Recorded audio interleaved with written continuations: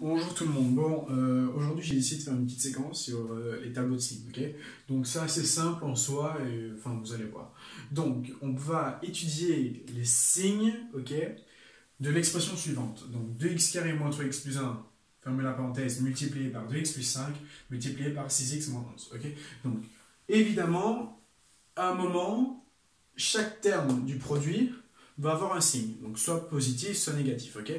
Et donc, le produit de ces signes vont donner le signe de l'expression générale, ok? Et donc, c'est ce qu'on va étudier. On va étudier expression par expression, les signes que l'expression peut prendre, donc à partir de quel moment elle devient positive, à partir de quel moment elle devient négative, et puis, on va faire des colonnes, on va faire le produit de chaque signe, et à la fin, voir ce que ça nous donne. Si par exemple, je vais avoir plus, moins, moins, d'accord? Eh ben, j'aurai 1 plus, 2 moins, moins ça fait plus, du coup mon expression globale sera positive. Si j'ai moins, ben moins fois moins ça fait plus, fois moins ça fait encore moins. D'accord? Et donc là, notre expression sera négative. Du coup, on va résoudre ceci. D'accord? En fait, pour savoir quand est-ce qu'elle est positive et quand est-ce qu'elle est négative, il nous suffit juste de voir à quel moment elle est nulle. D'accord? Si la fonction est nulle, on s'est démontré qu'au-dessus elle est positive, en dessous elle est négative. Et inversement. D'accord? Et donc on va étudier les signes de cette fonction. D'accord?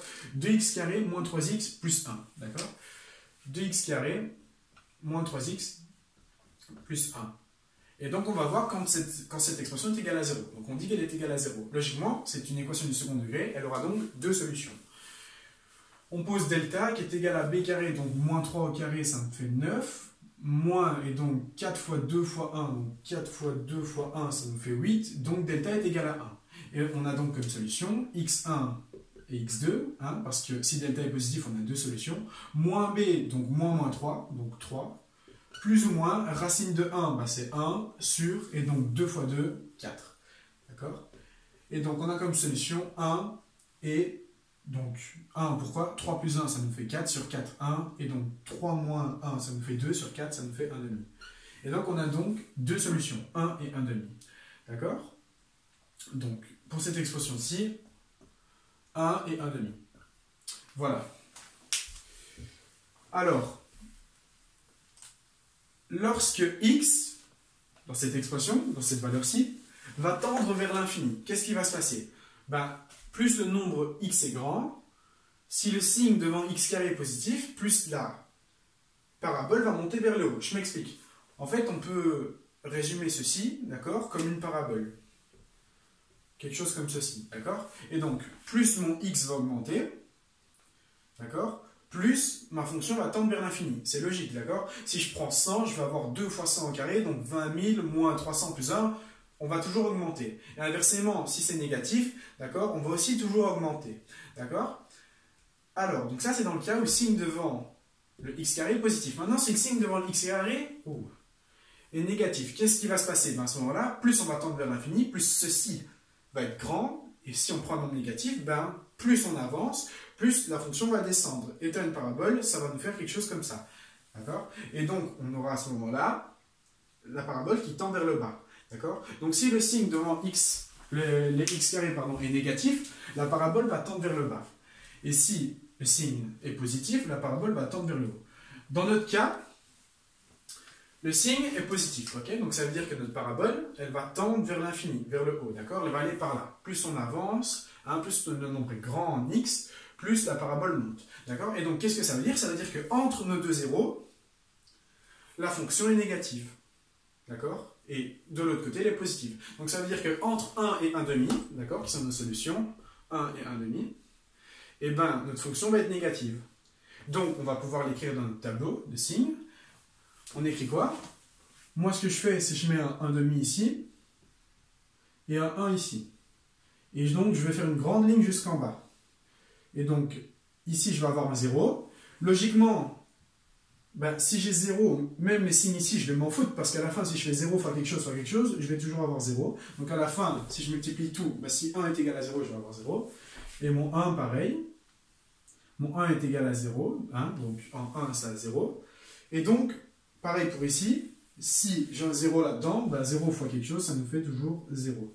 Pas d'exception. Et entre les deux zéros, la fonction est négative, parce que le signe est positif. Ça veut dire que des deux autres côtés, elle est positive.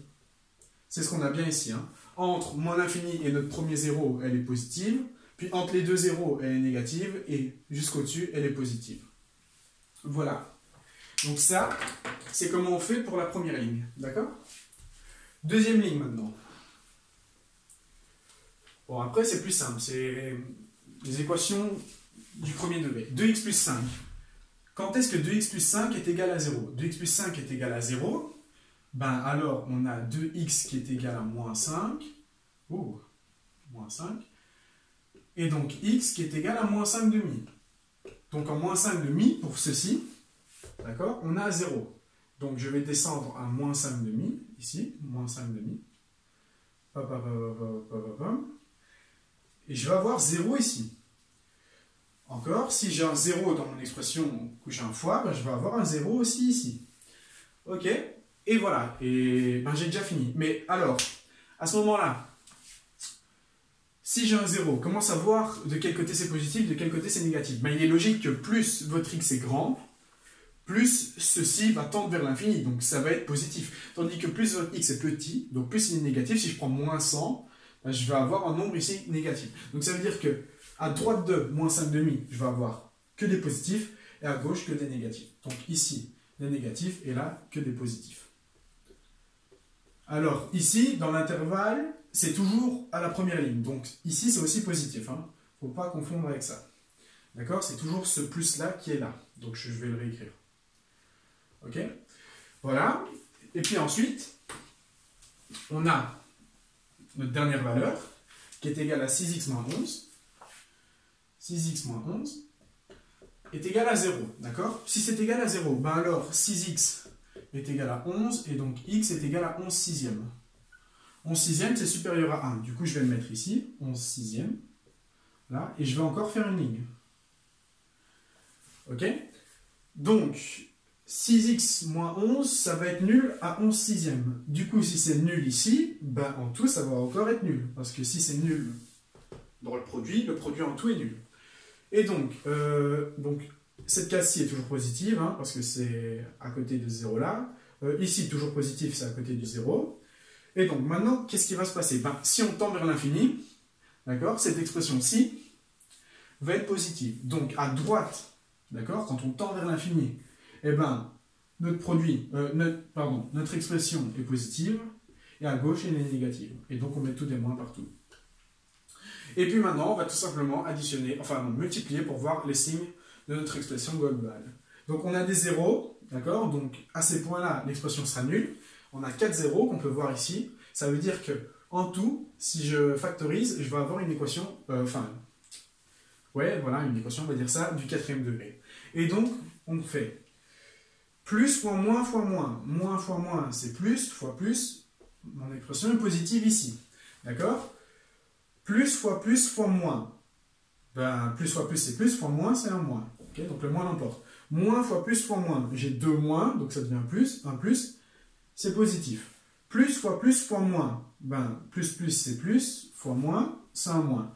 Et plus fois plus, c'est un plus. Voilà. Et donc on a les signes de notre expression. Entre moins l'infini et moins 5 demi, elle est positive. Entre moins 5 demi et 1 demi, elle est négative. Entre 1 demi et 1, elle est positive. Entre 1 et 11 sixièmes, elle est négative. Et entre 11 sixièmes et l'infini, elle est positive. Et on a fini l'étude des signes de notre expression. D'accord? Et donc, en quoi ça va nous aider?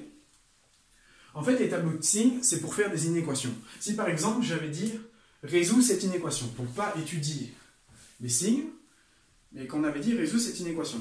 Quand est-ce que ceci est plus grand ou égal à 0? D'accord? Bon, dans un premier temps, on va prendre plus grand. D'accord? Si ceci est plus grand que 0, ben ça veut dire qu'elle sera tout le temps positive. On va regarder sur quel intervalle la fonction est positive.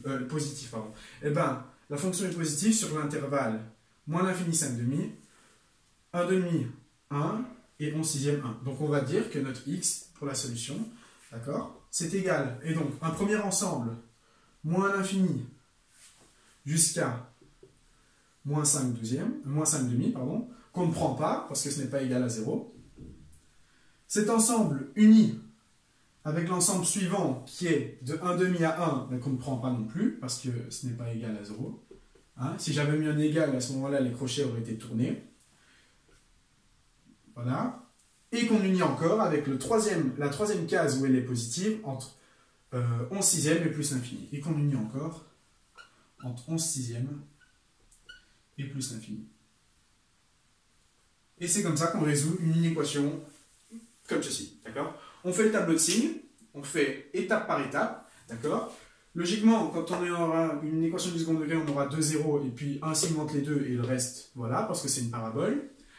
Et pour le reste, à droite, ce sera soit positif ou négatif, ou soit négatif ou positif, d'accord? Quand on a une équation du premier degré. Si j'avais une équation du troisième degré, ben à ce moment-là, j'aurais eu 3 zéros, et ainsi de suite, d'accord? Voilà, voilà. Donc j'espère que vous avez compris, parce que c'est quand même le but.